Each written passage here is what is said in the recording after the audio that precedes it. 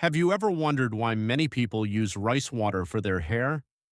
Could this simple kitchen ingredient help make your hair look healthier, stronger, and shinier?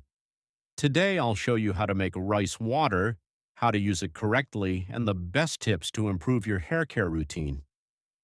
Let's begin. Rice water contains starch along with small amounts of vitamins and minerals.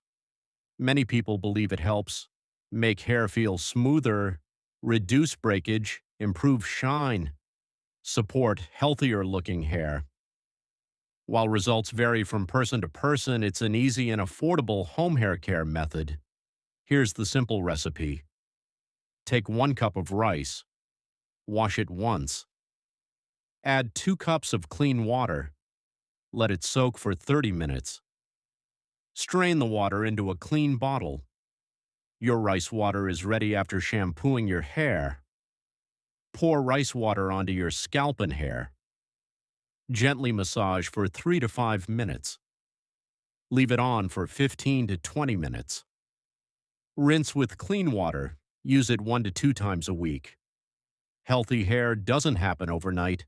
Stay consistent, eat a balanced diet, manage stress, and take good care of your scalp.